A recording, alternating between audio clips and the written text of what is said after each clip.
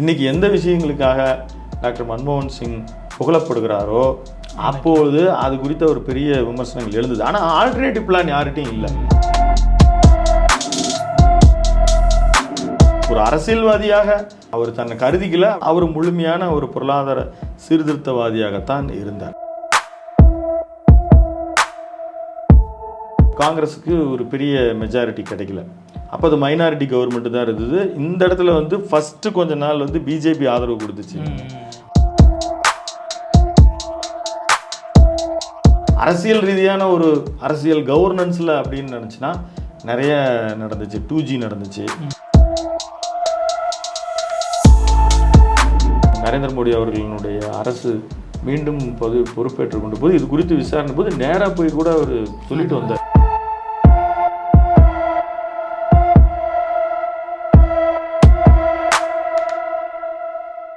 அறம் தமிழ் நேயர்களுக்கு வணக்கம். பொலிட்டிக்கல் டைரி நிகழ்ச்சிக்கு உங்களை அனைவரையும் வரவேற்கிறேன். இந்த பொலிட்டிக்கல் டைரி நிகழ்ச்சியில் மறைந்த முன்னாள் பிரதமர் டாக்டர் மன்மோகன் சிங் அவர்கள் நாட்டிற்கு ஆற்றிய பொருளாதார பங்கினை பற்றி விவரிக்க அறம் தமிழ் எடிட்டர் திரு விஜயராமன் நம்மளோடு நடந்திருக்கிறார். அவரை வரவேற்போம். சார் வணக்கம். வணக்கம் ராமகிருஷ்ணன். மன்மோகன் சிங் அவர்கள் 1980 காலகட்டங்களிலிருந்து இந்தியாவுக்கு பல பொருளாதார சப்போர்ட் பண்ணிகிட்டு இருக்காரு. 1991 தாராளமயமாதல் வருது. அதுக்கு அவரோட பங்களிப்பு எந்த விதத்தில் இருந்தது? அந்த காலகட்டத்தில் நடந்ததில் என்னங்க சார் நடந்தது? நிச்சயமாக 1980 அவர் திட்ட கமிஷனுக்கு வராரு. அப்போ ஒரு அட்வைசரியில் இருக்கார். அதற்கு முன்னாலே 1960 அவர் யுஎனில் ஐக்கிய நாடுகள் சபையில் இன்டர்நேஷ்னல் காமர்ஸில் அவர் ஒர்க் பண்ணுறார். அதுக்கப்புறம் திட்ட கமிஷன்லேருந்து அவர் ஆர்பிஐ கவர்னர். இந்த 91 காலகட்டம் வருவதற்கு முன்னால் அவர் யூனிவர்சிட்டி கிராண்ட் கமிஷன், அந்த மானிய குழு, அதுக்கு ஒரு ஹெட்டாக அவர் ஒர்க் பண்ணிகிட்ருக்கார். தொடர்ந்து அவர் இந்திய பொருளாதார விஷயங்களோடு தொடர்புடையவராக, அதாவது அவர் ஃபினான்ஸ் மினிஸ்டராக இருந்த காலகட்டத்திலையும் சரி, அதற்கு பிறகும் சரி, ஆட்சியில் இல்லாத காலகட்டத்திலையும் சரி, அவருடைய பொருளாதார ஒரு அட்வைசரி எல்லாம் இந்தியாவுக்கு பயன்பட்டுட்டு தான் இருந்தது. இதில் 99 ஒரு நாடாளுமன்ற தேர்தலில் டெல்லி தெற்கு தொகுதியில் அவர் போட்டியிடுறார். போட்டியிட்டு அவர் தோற்று போயிடுறாரு. தோற்று போனதுக்கப்புறம் அவர் அந்த தோல்வியின் காரணமாக, அதாவது மக்களவை தேர்தலினுடைய தோல்வியின் காரணமாக இனிமேல் நான் அரசியல் பங்களிப்பு நான் ஈடுபட போகுதுன்னு ஒரு பத்திரிகைக்கு பேட்டி கொடுக்குறார்.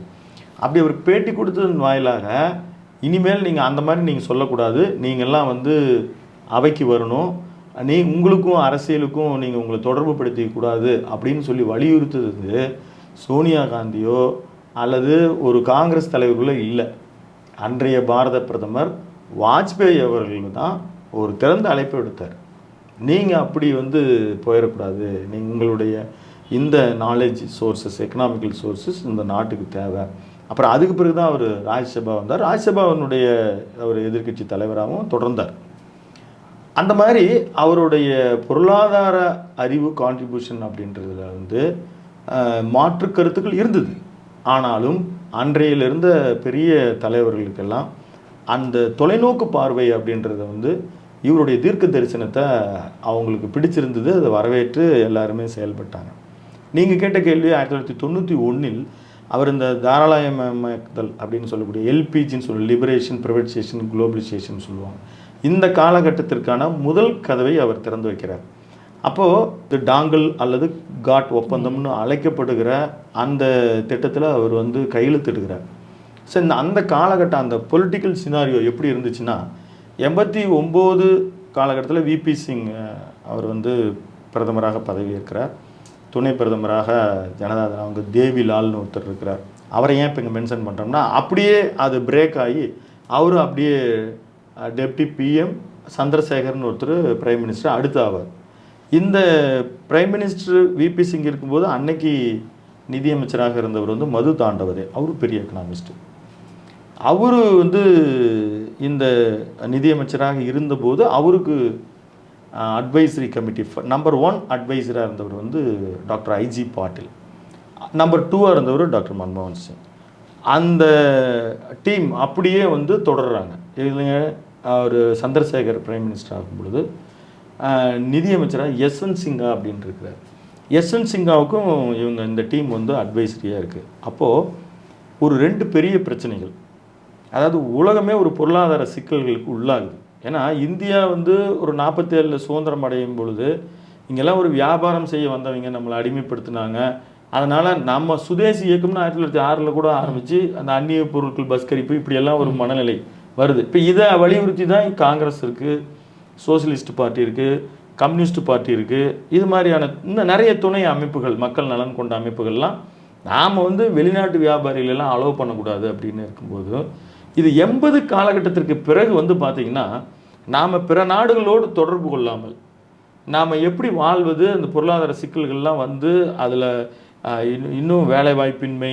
நீங்கள் அன்றைக்கி வந்து திரைப்படங்கள் கூட அப்படி தான் வரும். 80ஸ்லாம் பார்த்தீங்கன்னா எல்லாம் வந்து ஒரு ஜாப் இல்லாதனால வீட்டில் வந்து கஷ்டப்படுற மாதிரி இந்த மாதிரியான சூழல், விவசாய கூலிகள், தற்கொலைகள், இது எல்லாம் இன்னும் இருக்குது. இன்றைக்கும் கூட ஒரு இரவு உணவை உண்ணாமல் படுக்கைக்கு செல்பவர்கள் வந்து 18 கோடி பேர் இருப்பதாக அவங்க எக்கனாமிக்கல் டேட்டா சொல்கிறாங்க. இப்போது இன்றைக்கி நம்ம பேசிகிட்டு இருக்கிற இந்த காலகட்டத்திலையும் இருக்குது இந்த வறுமைன்றது. அதுக்கு முன்னால் இன்னும் அதிகம், இன்னும் இந்த இண்டெக்ஸ் வந்து பாவர்ட்டி இண்டெக்ஸும் சரி, நிறைய எஜுகேஷனல் ட்ராப் அவுட்டும் சரி, இதெல்லாம் ரொம்ப அதிகமாக இருந்த காலகட்டம். இப்போ உலக பொருளாதார சிக்கலாக இருந்த காலகட்டம். அதை விட வந்து அங்கே வந்து ஒரு ஈராக்கு போர். இப்போ இந்த போரில் நமக்கு எப்படின்னா பாதிக்கப்படுவோம். நமக்கான ஒரு குரூட் ஆயில்ஸ் எல்லாம் வர்றது, அதுலேருந்து ரெஃபைனரிஸ் பண்ணி எடுக்கிறது. அது வந்து அப்படியே வந்து டாலர் ரேட்டு 800லேருந்து 1200 1300ன்னு போகும்போது நம்மளுடைய அந்நிய செலாவணி கையிருப்புகள் குறையுது. அதுவும் யஸ்வந்த் சிங்கா வந்து அதுக்கு பிறகு கூட ஒன்று எழுதியிருக்கிறாரு. 2 வாரம் தான் இருந்துச்சு. அப்போது இங்கே நம்ம எல்லாரும் பொலிட்டிக்கல், அது மண்டல் கமிஷன் பரிந்துரை, அதை தொடர்பாக பிஜேபியினுடைய ஆதரவில் இருக்கக்கூடிய விபி சிங் அரசாங்கம் கவிழ்கிறது. சந்திரசேகர் காங்கிரஸினுடைய அன்னைக்கு ராஜீவ்காந்தி இருக்கிறார், அவருடைய ஆதரவில் இந்த அரசு தொடரும் பொழுது அவர்கிட்ட வந்து யஸ்வந்த் சிங் வந்து ஒரு பட்ஜெட்டுக்கு பிளான் பண்ணுறார். யஸ்வந்த் சிங் பின்னால் எழுதியிருக்கிறார் என்னன்னா, நீங்கள் பட்ஜெட் 3 மாதத்துக்கு மட்டும் போடுங்கன்னு சொல்கிறாங்க. அப்போ அதில் ஏதோ உள்நோக்கம் இருக்குது, நமக்கு அதுக்கு மேலே ஒரு ஆளை விட மாட்டாங்களாட்டுன்னு சொல்லி ஒரு ரிசைன் லெட்டர் எழுதி கொடுத்துட்டு போயிட்டார் சந்திரசேகர்கிட்ட. அதுக்கு பிறகு அவர் சந்திரசேகர் வற்புறுத்தி அப்புறம் அந்த ஒரு 3 மாதம் பட்ஜெட் போட சொல்கிறார். அந்த ஆட்சியை மொத்தமே 7 மாதங்கள் 11 நாட்கள் தான் இருந்தது. பின்னால் வந்து காங்கிரஸ் அது கவிழ்க்கப்படுகிறது. அதான் பாலிடிக்ஸ் விஷயம். இப்போ ஒரு நிச்சயத்தன்மையற்ற ஒரு நிலை வந்துடுது. இங்கே வந்து இந்தியா தன் கையிருப்பில் வைத்திருக்கக்கூடிய தங்கத்தை வந்து அடமானம் வச்சு, சுவிஸில் 2 பேங்க்கில் வந்து அடமானம் வச்சு ஒரு $300 மில்லியன் வாங்குறாங்க. அது இன்றைக்கி ஒரு 3000 கோடியாக இருக்கும். இன்றைக்கி பெரிய இண்டஸ்ட்ரியலிஸ்ட்டே யாரானாலும் கூட எடுத்து கொடுத்துருவாங்க. இன்றைக்கி வந்து 9000 கோடி 10,000 கோடி இன்றைக்கி பேங்க் வந்து கடன் கொடுக்குது தொழிலதிபர்களுக்கெல்லாம். ஆனால் அந்த 3000 கோடி வந்து அன்றைக்கி வந்து நம்மக்கிட்ட இல்லாதனால அதை வாங்கி அந்நிய செலாவணி கையிருப்பு இருந்தால் தான் நீங்கள் சில பொருட்களை வாங்க முடியும். குறிப்பாக பெட்ரோலிய பொருட்களை வந்து நீங்கள் கையிருப்பு இருக்கிற வேண்டிய அவசியம் இருக்குது. இப்போ இந்த காலகட்டத்தில் ஒரு தேர்தல் வந்து ஒரு 5 பேஸாக நடக்குது. அப்போ 1991 ஒரு 2வது பேஸு 3வது பேஸு முடியும் பொழுது ராஜீவ்காந்தி அவர்கள் அகால மரணம் அடைகிறார். இதில் இன்னொரு விஷயம் என்னென்னா, ஒருவேளை ராஜீவ்காந்தி இருந்திருந்தால் அந்த எலெக்ஷன் ரிசல்ட் எப்படி இருக்குமோ தெரில. அப்போவுமே வந்து காங்கிரஸுக்கு ஒரு பெரிய மெஜாரிட்டி கிடைக்கல. அப்போ அது மைனாரிட்டி கவர்மெண்ட்டு தான் இருந்தது. இந்த இடத்துல வந்து ஃபஸ்ட்டு கொஞ்ச நாள் வந்து பிஜேபி ஆதரவு கொடுத்துச்சு. அதுக்கப்புறம் வந்து அதுக்கு ஒரு நரசிம்மராவ் வந்து ஜார்க்கண்ட் முக்தி மோர்ச்சாவை உடைச்சார். இப்போ அதுவும் ஒரு பொலிட்டிக்கல் இன்ஃபர்மேஷன். இந்த இடத்துல ஒரு ஆட்சி கவர்னன்ஸ் ஸ்டார்ட் பண்ணும் பொழுது அன்றைக்கி பெரிய சீனியர் லீடர்ஸ் இருக்காங்க. அங்கேயும் இப்போவும் இப்போ சரத்பவார் இருக்கார், பிரணாப் முகர்ஜி இருக்கிறாரு, மாதவராஜ் சிந்தியா இருக்கிறாரு, இந்த மாதிரி எல்லாம் இருக்காங்க. சரத்பவார் எல்லாம் டிஃபென்ஸ் மினிஸ்டர், அப்போவும் ஒரு பதவி. அர்ஜுன் சிங் இருக்கிறாரு. இவங்கெல்லாம் என்ன நினைக்கிறாங்க, இப்போ ராஜீவ்காந்தியின் மரணத்துக்கு பிறகு பிரைம் மினிஸ்டர் வந்து PV நரசிம்மராவ் அப்படின்ட்டாங்க. ஆல்மோஸ்ட் அவரும் ரிட்டையர்மெண்ட்டாக இருக்கிற பொழுது இந்த சூழலை சமாளிப்பதற்கு ஏதுவானவர்னு வரார். அவர் சமாளித்தார், அவர் திறமையாக நடந்துக்கிட்டார். இந்த இடத்துல ஒரு சாய்ஸஸ் வந்து இந்த ஒரு சீட் எல்லா ஒரு பதவிக்கும் வந்து ஆட்கள் வந்து தயாராக இருக்காங்க. எனக்கு இது வேணும் இது வேணும்னு. இந்த ஃபினான்ஸ் டிபார்ட்மெண்ட்டாக ஒரு மத்திய நிதியமைச்சர் ஆவதற்கு யார் தயாராக இல்லை, யாரை போடுறதுன்னு இல்லை. ஏன்னா அந்த காலகட்டம் அப்படியேப்பட்ட காலகட்டம், பொருளாதார ஒரு நெருக்கடியில் இருக்குது. அப்போ வந்து இந்த ஐஜி பாட்டீல் தான் வந்து நரசிம்மராவ் ஃபஸ்ட்டு சாய்ஸ். அவர் தான் கூப்பிட்றாரு. ஏன்னா அவர் வந்து லாஸ்ட் 2 கவர்மெண்ட்டுக்கு அட்வைசரியாக இருந்தார். அவர் ஒரு பெஸ்ட் எக்கனாமிஸ்ட் தான், அதில் எந்த சந்தேகமும் இல்லை. அவரும் RBI கவர்னராக இருந்தார். அவர் வந்து 1977 82 வரைக்கும் டாக்டர் ஐஜி பட்டேல் வந்து RBI கவர்னராக இருக்கார். அதன் பிறகு அதனை தொடர்ச்சியாக தான் டாக்டர் மன்மோகன் சிங் இருக்கிறார், RBI கவர்னராக இருக்கார். அவர் 2 வருஷம் இருக்கிறார். இப்போது இவருடைய அவர் மறுத்துறாரு. அது மறுத்ததுனால அடுத்த ஒரு டாப் மோஸ்ட் பீரியாரிட்டியில் இருக்கக்கூடிய டாக்டர் மன்மோகன் சிங் வந்து ஃபினான்ஸ் மினிஸ்டராக ஏற்றுக்கிறார். அப்போவும் பார்த்திங்கன்னா அந்த நிதிநிலை அறிக்கையை ஏற்படுத்துவதற்கு 3 மாதம் ஆகும். ஆனால் இவருடைய எக்ஸ்பீரியன்ஸ், இவருக்கு இருந்த அந்த ப்ரீவியஸ் எக்ஸ்பீரியன்ஸு அவருடைய திட்ட கமிஷன்லலாம் இருந்திருக்கிறாரு. இதை வச்சு 1 மந்தில் அந்த நிதிநிலை அறிக்கையை ஏற்படுத்தி அவர் சப்மிட் பண்ணுறாரு. ஜூலை 24, 1991 அவருடைய நிதிநிலை அறிக்கையை சப்மிட் பண்ணுறார். அப்போவே பல்வேறு விஷயங்களை வந்து ஒரு தெளிவுபடுத்துகிறார். ஒரு தொலைநோக்கு பார்வையோட நாம் வந்து இந்த லிபரேஷனுக்கு தயாராகிறோம், நம்ம பொருளாதாரத்தை வந்து மேம்படுத்துவதற்கு இந்த மாதிரியான விஷயங்களுக்கெல்லாம் முன்னெடுக்கிறோம், இதுக்கெல்லாம் நம்ம கவனம் செலுத்துகிறோன்னு அவர் பேசிய பொழுதே கம்யூனிஸ்ட் கட்சிகளினுடைய எதிர்ப்புகள்லாம் வந்துருச்சு. ஏன்னா இந்த டாங்கல்னு சொல்லக்கூடிய ஆதர் டாங்கல்ன்றது தான் இந்த அக்ரிமெண்ட்டை ஏற்படுத்துகிறார். பின்னால் இது வந்து காட் ஒப்பந்தமாக இருக்குது, general agreement for tariff and trade, ஒரு காப்புரிமை மற்றும் ஒரு வணிகத்திற்கான ஏனைய மற்ற நாடுகளுக்கு இடையேயான ஒரு ஒப்பந்தம். இதில் வந்து சைன் போட்டால் என்ன பிரச்சனையாகவும் நம்ம சிக்கிக்குவோமா அப்படின்னு அரசியல்வாதிகள் தயங்கிய நேரத்தில் ஒரு பொருளாதார நிபுணராக இருக்கிற இவர் ஒரு முழு அரசியல்வாதியாக ஒரு நிதியமைச்சராக பொறுப்பேற்று அந்த முதல்ல வந்து அவர் இந்த காட் ஒப்பந்தத்திற்கான அது 92 அந்த கையெழுத்து இடுவது தான் அவர் செய்த முதல் சாதனை. இவர் கையெழுத்து போட்டது அந்த காலகட்டத்தில் எதாச்சும் எதிர்ப்பு இருந்ததுங்களா சார்? கண்டிப்பாக இருந்துச்சு. நீங்கள் என்னுடைய ஒரு பொலிட்டிக்கல் இதுலேயே நானே இப்போ அன்றைக்கி பேருந்துகளில் பயணிக்கிறோம், பல்வேறு இடங்களில் நம்ம பயணம் செய்யும் பொழுது அன்றைக்கி இடதுசாரி இயக்கங்கள், பல்வேறு இயக்கங்கள் வந்து விவசாய அமைப்புகள் இதெல்லாம் வந்து துண்டறிக்கைகள்லாம் வெளியிட்டு கொண்டு வந்து கொடுப்பாங்க. இந்த மாதிரி வந்து மன்மோகன் சிங், நரசிம்மராவெல்லாம் பெரிய ஒரு உருவமெல்லாம் போட்டு இது மாதிரி இவங்க கொண்டு போய் பாதாளத்தில் தள்ள போகிறாங்க, வேளாண்மையை ஒழிக்க போகிறாங்க, இந்திய இறையாண்மைக்கு, அந்த வார்த்தைகள்லாம் எனக்கு நினைவு இருக்கிறது, அந்த இந்திய இறையாண்மைக்கு ஒரு அச்சுறுத்தலை ஏற்படுத்த போகிறாங்க, மீண்டும் ஒரு கிழக்கிந்திய கம்பெனிக்கு கொண்டு வந்து அடிமை சாசனம் எழுதி கொடுத்தது போல் இந்த காட் ஒப்பந்தம் என்பது ஒரு அடிமை சாசனம் அப்படின்னு எழுதி பெரிய எதிர்ப்புகள் இருந்தது. அது பார்லிமெண்ட்லேயும் இருந்துச்சு, அன்றைக்கி சில பத்திரிகைகளையும் எழுதினாங்க. இன்றைக்கி எந்த விஷயங்களுக்காக டாக்டர் மன்மோகன் சிங் புகழப்படுகிறாரோ அப்போது அது குறித்த ஒரு பெரிய விமர்சனங்கள் எழுந்தது. ஆனால் ஆல்டர்னேட்டிவ் பிளான் யார்கிட்டையும் இல்லை.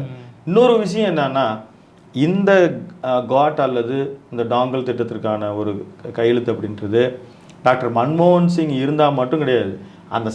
அவர் சந்திரசேகரனுடைய அரசாங்கம் தொடர்ந்து நீடித்திருந்து யஸ்வந்த் சிங்காக இருந்திருந்தாலோ அல்லது யார் அந்த இடத்தில் இருந்தாலும் வேறு வழி இல்லை, நாம் உலக நாடுகளோடு ஒரு பொருளாதார ஒப்பந்தத்தை ஏற்படுத்தி கொள்வது தான் அந்த இடத்துல ஒரு சாலச்சிறந்த ஒரு புத்திசாலித்தனம். ஏன்னா வேறு வழியே கிடையாது. நீங்கள் ஒரு காலகட்டத்தில் நமக்கே ஆளணும், நமக்கான சட்டத்திட்டங்கள் எல்லாம் ஏற்படுத்திக்கிறோம் அப்படின்னாலும் ஒரு சில விஷயங்கள், இந்தியனுடைய பாதுகாப்பு உள்ளிட்ட பல விஷயங்கள், இந்தியன் ரயில்வே இன்னமும் நம்ம இதாக இருக்குது, இப்போ தான் ஒரு பேச்சு இருக்குதே தவிர பல்வேறு விஷயங்கள் எல்லாம் இந்தியாவினுடைய ஒரு விஷயங்களை விட்டு கொடுக்காமல் மற்ற விஷயங்களை வந்து கொடுக்கறது தான் முறையான, அதாவது வியாபார ஒப்பந்தங்கள் ஏற்படுறது தான் முறையான விஷயம். இதில் நீங்கள் கேட்டிங்களே என்ன எதிர்ப்பு இருந்துச்சுன்னா, அது அன்றைக்கு வந்து அந்த விவசாயிகளுக்கு வந்து ஒரு மிகப்பெரிய அச்சுறுத்தலாக இந்த காப்புரிமை, இந்த பேட்டன் ரைட்ஸ் தான் சொல்லப்பட்டது. அங்கே இருக்கிற விவசாய பொருட்கள், அதில் இந்த வேம்பு, மஞ்சள், இந்த மாதிரி பொருட்கள்லேருந்து ஆரம்பித்து நமக்கே உரித்தாக இருக்கக்கூடிய சில அரிசி ரகங்கள், ஸ்பெஷலைஸ்டு ரைஸ் அண்ட் வீட்டிலிருந்து ஆரம்பித்து எண்ணெய் வித்துக்கள், பணப்பயிர்கள், இதெல்லாம் நமக்குன்னு இருக்கிறது எல்லாமே நீங்கள் கொடுத்துட்டிங்கனாலும் அந்த மூலப்பொருட்களை பயன்படுத்தி ஒரு பொருட்களை உற்பத்தி செய்கிறாங்க. அதாவது ஒரு அழகு சாதன பொருட்களாகவோ ஒரு மருந்து பொருட்களாக உற்பத்தி செய்யும் பொழுது அதை அவங்க மட்டும்தான் விற்பனை செய்யணும் அப்படின்ற அந்த பேட்டன் ரைட்ஸ் வந்துச்சுன்னா நீங்கள் ஒன்றுமே பண்ண முடியாது. அப்புறம் அந்த மானியங்கள் எல்லாத்தையும் குறைச்சிருவாங்க. உரங்களுக்கு கொடுக்கப்படுகிற ஃபெர்டிலைசர்ஸுக்கு கொடுக்கக்கூடிய மானியங்கள்லேருந்து உட்பட இலவச மின்சாரம் இது எல்லாத்தையும் குறைச்சிருவாங்க. ரேஷனில் அரிசி போட மாட்டாங்க, கோதுமை போட மாட்டாங்க, அன்றைக்கி இருக்கிற மானியங்கள் எல்லாத்தையும் அவங்க குறைச்சிருவாங்க. இந்த அங்கே ஆனால் இருந்தது எப்படின்னா, மானியங்கள் கொடுப்பது வந்து அந்த ஒரு அரசாங்கத்திற்கு பெரிய இழப்பு ஏற்படும், உற்பத்தியை அதிகரிக்கணும், அவங்க சுயசார்பாக அவங்களே எல்லாத்தையும் ரெடி பண்ணிக்கணும், அதை ரெடி பண்ணி அதை சேல் பண்ணி அந்த ப்ராஃபிட்டு தான் அவங்க என்ஜாய் பண்ணணுமே தவிர நீங்கள் ஒன்றொன்றையும் கொடுத்து அவங்க செஞ்சுக்கிட்டே இருக்கிறதெல்லாம் கூடாது. இது மாதிரி ஒரு 40 பக்க அறிக்கை அது அவர் டாங்கல் ஃபஸ்ட்டு கொடுத்தாரு. அதுக்கப்புறம் அந்த காட் ஒப்பந்தத்தை வந்து இன்க்ரீஸ் பண்ணி பல்வேறு நாடுகள், இன்றைக்கி 151 நாடுகள் வந்து முறையாக அதில் இணைஞ்சிருக்கு. அதற்கு மேலேயும் இருக்கலாம். இன்றைக்கி வந்து நாடுகள் வந்து அந்த நாடுகளுக்கிடையேயான ஒரு வியாபார ஒப்பந்தம். அந்த இடத்தில் எவர் இருந்திருந்தாலும் இதை செய்வதை தவிர வேறு வழி இல்லை. ஆனால் நல்ல விஷயம் தெரிஞ்சவங்க, அதாவது கொஞ்சம் பொருளாதார அறிவுடையவர்கள் அவரை புகழ்வது இந்த எல்பிஜிக்காக அல்ல, அவரை புகழ்வது வேறு விஷயம். அதாவது 5 ஆண்டு திட்டம்னு ஒன்று நீங்கள் படிச்சிருப்பீங்க, நேருவால் உருவாக்கப்பட்டது. அது வந்து ஜோசப் ஸ்டாலின் ரஷ்யாவில் வந்து அதை டிசைன் பண்ணாங்க. ஒரு 5 வருஷத்துக்கு ஒரு கைட்லைன்ஸ், ஒரு மேப் மாதிரி அதை கிரியேட் பண்ணுறது. அதுதான் அதை சுருக்கமாக சொன்னான். அது வந்து இங்கே இந்தியாவில் பெரிய ஆர்கிடெக்சர் அண்ட் ஒரு விஸ்வேஸ்வரையான்னு ஒருத்தர் இருந்தார். அவரும் அதை வந்து எப்படி எல்லாம் பண்ணலான்னு அவர் உருவாக்கி கொடுக்குறாரு. அது தனி வரலாறு. ஆனால் அந்த 5 ஆண்டு திட்டங்களில் இப்போ ஃபினான்சியல் கமிஷன் ஒன்று இருக்குது, நிதி குழுன்னு. அது ஸ்டாட்டுட்டரி கான்ஸ்டியூஷனல் பாடி. அந்த நிதி குழுவுக்கும் தனித்தனியாக இப்போ ஒரு தலைவர்கள் இருப்பாங்க. அவங்க வந்து அந்த ஃபண்டை எப்படி ஸ்பிளிட் பண்ணி கொடுக்குறதுன்னு இருப்பாங்க. இன்றைக்கும் அரவிந்த் பனகாரியா அப்படின்னு வந்து முன்ன நிதி ஆயோக்கில் இருந்து அவர் தான் இப்போ வந்து நிதிக்குழுவினுடைய தலைவராக இருக்கிறார். அவருடைய அதாவது இந்த நிதி கமிஷனை வந்து கரெக்டாக யூட்டிலைஸ் பண்ணி அதை பிளானிங் கமிஷனோட மெர்ஜ் பண்ணி ராவ் மோகன் திட்டம்னு சொல்லி நீங்கள் அன்னைக்கு 2000க்கு பிறகு கூட நிறைய எம்காம் எம்பிஏ ஸ்டூடெண்ட்ஸ் எல்லாம் செமினார்ஸில் நான் ஃபேஸ் பண்ணியிருக்கேன். நான் அந்த கான்ஃபரன்ஸ் எல்லாம் நான் பார்த்துருக்கேன். அதில் வந்து பேசுவாங்க அவங்க என்ன பண்ணாங்க அப்படின்றது. அதில் வந்து குறிப்பாக வேளாண்மை துறையோடு ஒரு அறிவியல் தொழில்நுட்பங்களை பயன்படுத்தி யாராவது ஒருத்தர் அதை கண்டுபிடிப்பு நிகழ்த்துகள் போது அதை நம்ம வந்து மற்றவர்களோடு பகிர்ந்து கொள்ளுதல், அதை பயன்படுத்தி பார்த்தல், இது மாதிரி விஷயங்கள்லாம் வந்து பண்ணுது. ஆனால் சின்ன ஒரு தீமைகள் இல்லாமல் இல்லை. ஏன்னா இப்போது சில 5 ஆண்டு திட்டங்களில் ஒதுக்கும் பொழுது பல நேரங்களில் போர்க்காலங்களில் சிக்கல்கள்லாம் ஏற்பட்டுச்சு. அதே மாதிரி பார்த்திங்கன்னா நிதிக்குழுவுக்கும் அந்த நிதிக்குழுவுக்கான பரிந்துரைகள்லையும் சில சிக்கல்கள்லாம் ஏற்பட்டுச்சு.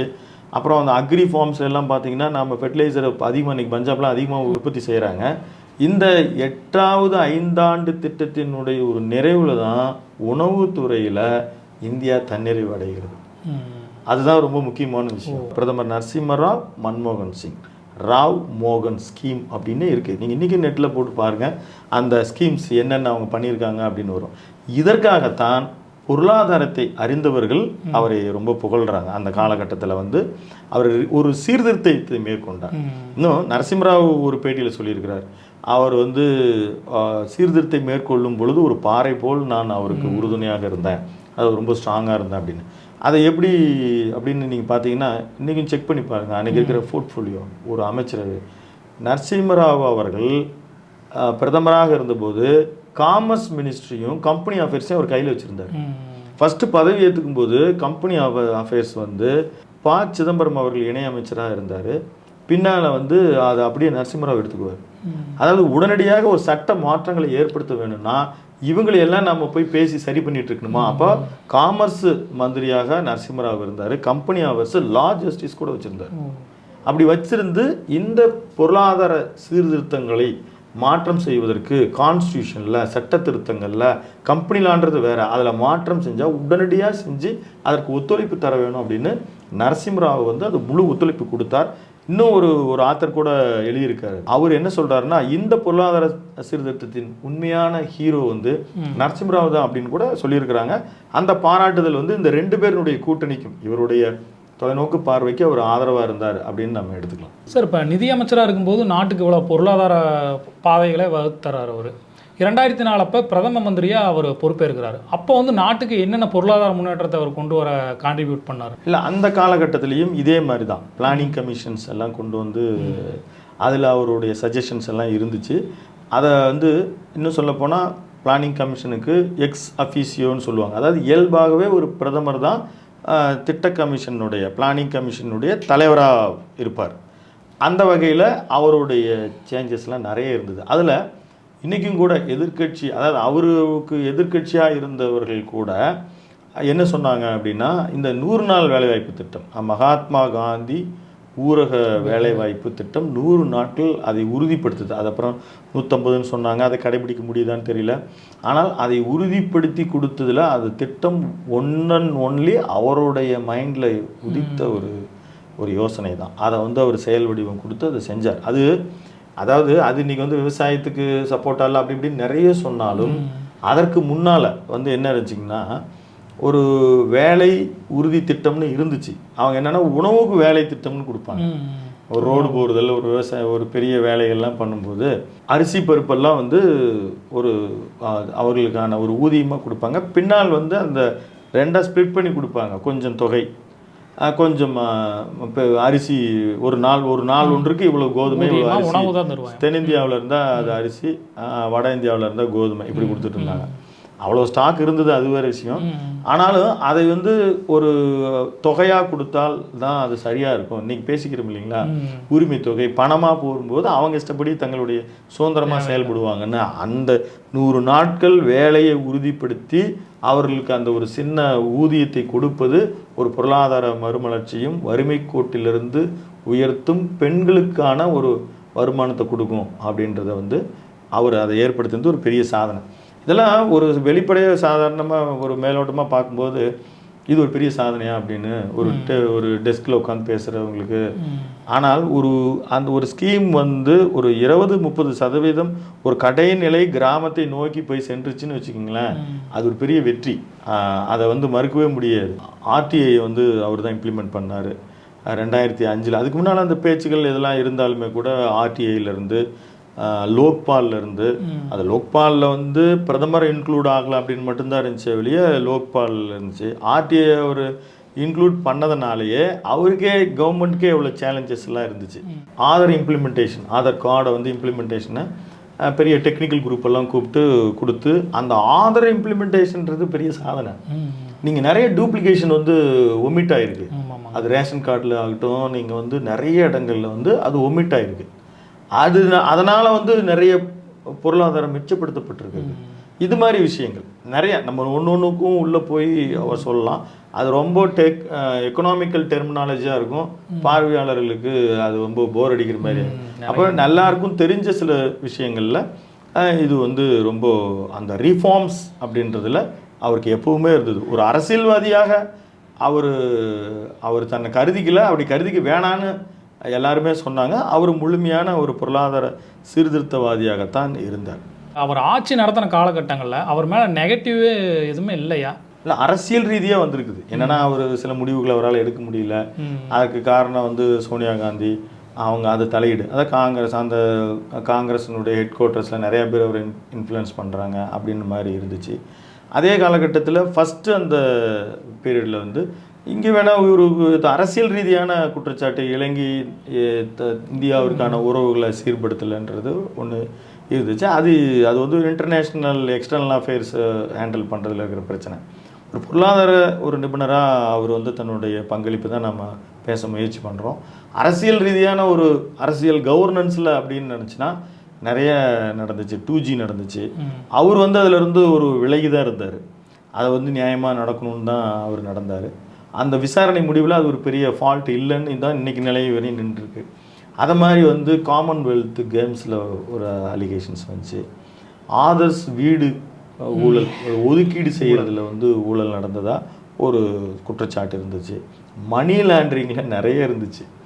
ஸோ இப்போ அந்த மாதிரியெல்லாம் வந்த பொழுது அது குறித்து அவர் எடுத்த ஒரு ஆக்ஷன்ஸ் வந்து பெட்டர்மெண்ட்டாக இல்லை. அது அவரால் வந்து அவர் மேலே எந்த குற்றச்சாட்டும் கிடையாது. அவர் வந்து இதுக்கு காரணகர்த்தா இருந்தார் அவருக்கு அப்படின்ற மாதிரி எந்த குற்றச்சாட்டும் கிடையாது. ஆனால் செய்தவர்களை அவர் கட்டுப்படுத்தவோ அதற்கான ஒரு ஸ்ட்ரைட் ஃபார்வர்டாக ஒரு டைரெக்டாக அவரோட ஆக்ஷன் எடுக்கவோ அவர் முடியலன்னா. ஆனால் ஒரு விஷயம் நடந்துச்சு எப்படின்னா, அவர் துறையிலேயே science and technology as prime மினிஸ்டராக அவர்கிட்ட தான் இருந்துச்சு. அப்படி இருக்கும் பொழுது எஸ் பேண்டுன்னு சொல்லி ஒரு ஊழல். அது எப்படின்னா, இஸ்ரோனுடைய கமர்ஷியல் இதுக்கு வந்து ஆண்ட்ராக்ஸ்ன்னு பேர், கமர்ஷியல் நிறுவனத்திற்கு பேர். இப்போ குட்டி குட்டி நாடுகள்லாம் இருக்குங்களா, அதில் வந்து ராக்கெட்டுன்றது வேற, சேட்டலைட்டுன்றது வேற. ராக்கெட்டுன்றது ஒரு லான்ச்சர், அதுக்குள்ளே 7-8 சேட்டலைட் வைப்பாங்க. அது போய் ஒரு குறிப்பிட்ட அளவுக்கு அப்புறம் பிரிஞ்சு விட்டுட்டு அதுக்கு மேலே போய் அது ரீச் அவுட் ஆகும். 28,000 கிலோமீட்டர்லேருந்து ஆரம்பித்து 32,000 கிலோமீட்டருக்குள்ளே போய் நிலை நிறுத்துவாங்க பூமி சுற்றும்போது. அந்த ப்ராஜெக்டில் இஸ்ரோ பண்ணும் பொழுது இந்த தேவாஸ் அப்படின்ற அந்த ஒரு மல்டிமீடியா கம்பெனிக்கு அவங்க வந்து இந்த 2G ஸ்பெக்ட்ரத்தை பிரித்து கொடுக்குற அந்த ஒப்பந்தத்தை மீறி அங்கே இருக்கிறவர்கள் தவறளித்திருக்கிறார்கள். அதில் வந்து ஒரு 1000 கோடி ரூபாய் வந்து லாஸ் ஆயிருக்குன்னு ஃபஸ்ட்டு சொன்னாங்க. அதுக்கப்புறம் லட்சம் கோடின்னாங்க. அதுவும் இதே மாதிரி தான். அது ஃபிகர் வந்து அது மல்டிப்ளை பண்ணுவாங்க. அது இன்றைக்கி இவ்வளோன்னா அன்றைக்கி எவ்வளோ அப்படி இப்படி நிறைய போடுவாங்க. பட் ஒரு 1000 கோடி ரூபா அதில் ஊழல் நடந்திருப்பதாகவே செய்தி வந்தது. அதை விட மிகப்பெரிய ஊழல் அது கேஎம் சந்திரசேகர்னு அதுக்கு அந்த ஒரு ஹெட்டாக இருந்தவர். இந்த ஆண்ட்ராக்ஸ்க்கு அந்த டிபார்ட்மெண்ட் கமர்ஷியல் டிபார்ட்மெண்ட்டுக்கு இப்போது நம்பி ஒரு 4 சேட்டலைட் தான் இங்கேருந்து மேலே கிளம்புது அப்படின்னு சொன்னோம். ஒரு சேட்டலைட்டினுடைய வேல்யூ வந்து 200 300 400 கோடின்னு இருக்கும். ஒரு பெரிய சேட்டலைட்டுக்கு ஒரு கேப்பில் ஒரு 150 கோடி ரூபாயில் ஒரு சின்ன சேட்டலைட்டை ஃபிட் பண்ணிட்டாங்க. அதை வந்து அதுக்கான மணி வந்து இந்தியன் கவர்மெண்ட்டுக்கு வரல அப்படின்னு தணிக்கைத்துறையில் கண்டுபிடிக்கப்பட்டது. இந்த செய்தி வந்தோடனே அவர் வந்து உடனடி அது 2011 இந்த 2005 இந்த ஆண்ட்ராக்ஸ் வந்து இந்த மாதிரி ஒர்க் பண்ணாங்க. 2011 இந்த பிரச்சனையை அன்றைக்கு இருக்கிற செய்தித்தாள்கள் எல்லாம் வந்து உடனடியாக அதை அவர் ரத்து செஞ்சார். மன்மோகன் சிங் அதை கூப்பிட்டு ரத்து செஞ்சார். இன்னும் சொல்ல போனால் நரேந்திர மோடி அவர்களினுடைய அரசு மீண்டும் பொறுப்பேற்று கொண்ட போது இது குறித்து விசாரணை போது நேராக போய் கூட அவர் சொல்லிட்டு வந்தார், எக்ஸ்பிளைன் பண்ணிட்டு வந்தார் நான் இதில் என்ன ஸ்டெப்ஸ் எடுத்தேன் அப்படின்னு. என்னுடைய பார்வையில் அவர் வந்து இந்த லிபரேஷன் ப்ரைவேட்டைசேஷன் குளோபலைசேஷனுக்கு அவர் கையொப்பம் விட்டது அவர் ஒரு சாதனையாக சொல்லப்பட்டாலும் அந்த இடத்துல இருக்கக்கூடிய வேறு எந்த ஃபினான்ஸ் மினிஸ்டராக இருந்தாலும் புரிஞ்சுக்காமே செஞ்சுருப்பாங்க, மேலும் சில சிக்கல்களை ஏற்படுத்தியிருப்பாங்க. ஆனால் இவர் நிறைய அந்த பேச்சுவார்த்தையில் இந்திய விவசாயிகள் குறிப்பாக அதில் பாதிப்பு ஏற்படாமல் பல விஷயங்களில் இவர் வந்து இன்புட் கொடுத்துருக்கிறாரு. அது இன்புட் கொடுத்து அதை சரி பண்ணார். அது வந்து ஒன்று. இன்னொன்று அந்த 8வது ஐந்தாண்டு திட்டத்தில் அவர் ஏற்படுத்தி கொடுத்தார். அதில் தான் ஐடி வருது. இதுக்கு முன்னால் கம்ப்யூட்டர்ஸ்லாம் வந்திருந்தாலும் சரி, சாஃப்ட்வேர் இன்க்ளூடு பண்ணுறதுல எப்படி பண்ணணும், அதை எப்படி மேனேஜ் பண்ணணும், டேக்ஸ் எப்படி டாக்ஸேஷன் எப்படி பிரிக்கணும், அப்புறம் இந்த இன்டைரக்ட் டேக்ஸ் அப்படின்னு ஒன்று அவர் தான் ஃபஸ்ட்டு இனிஷியேட் பண்ணுறார். அப்புறம் செஸ்ன்றதையும் கூட அவர் தான் இனிஷியேட் பண்ணுறார். ஆனால் அதை வந்து அதை எப்படியெல்லாம் பயன்படுத்தக்கூடாதோ அப்படி அதற்கு பிறகு வந்தவர்கள் எல்லாருமே பயன்படுத்தினாங்க. அந்த டைரக்டாக செஸ்ன்றது ஒரு லிமிட்டில் பண்ணணும். அதை வந்து அதற்கு பிறகு வந்த அத்தனை பேரும் எத்தனை நிதியமைச்சர்களும் அது எந்த அரசாக இருந்தாலும் அதை ரொம்ப அதிகப்படியாக பயன்படுத்தினாங்க. அந்த 8வது ஐந்தாண்டு திட்டத்திலிருந்து இப்போ கடைசியாக 12வது ஐந்தாண்டு திட்டம் நிறைவுற்றுச்சு. ஆனால் அதுக்கப்புறம் வந்து திரு நரேந்திர மோடி அவர்கள் வந்து அது national institute of transforming of India, அதாவது நிதி ஆயோக் அப்படின்னு சொல்லி அவர் அதை சேஞ்ச் பண்ணி அதை வந்து அது எப்படி ஃபண்டு பிரிக்கிறாங்கன்னு நிறைய எக்கனாமிஸ்ட்டுக்கே அது வந்து சரியாக புரியல. அதை வந்து அவங்க தேவைக்கேற்ப சில மாற்றங்கள் செய்கிறாங்க. ஒரு நீண்ட கால திட்டங்கள்லாம் அவங்க இடுவது இல்லை, ஏன்னு தெரியல. அதுக்கப்புறம் ஜிஎஸ்டி வந்து இன்னுமே சில குழப்பங்கள்லாம் ஏற்பட்டிருக்கு. அந்த ஜிஎஸ்டி அப்படின்றது வந்து அது தனி கவுன்சில், இது ஒரு கவர்மெண்ட்டை குற்றச்சாட்ட முடியாது. அது வந்து எப்பயுமே தனியாக ஒரு ட்ராவல் ஆகும். தனியாக வந்து ஒரு அரசாங்கத்தோடு ஒரு இயந்திரமாக அது நடந்துகிட்டு இருக்கிறது. அதில் எல்லாருடைய பங்களிப்பு இருக்குது. இவருமே அதுக்கான கான்ட்ரிபியூட்லாம் கொடுத்தவர் தான். அதை எப்படி ஒரு அரசு கையாளுகிறது அப்படின்றது தான் இருக்கிற அதனுடைய செயல் தான் பேச்சாக இருக்கும். உங்கள் கருத்துக்களை பகிர்ந்துட்டு ரொம்ப நன்றிங்க சார். நன்றி ராமகிருஷ்ணன். மீண்டும் ஒரு பொலிட்டிக்கல் டைரி நிகழ்ச்சியில் சந்திப்போம். நன்றி.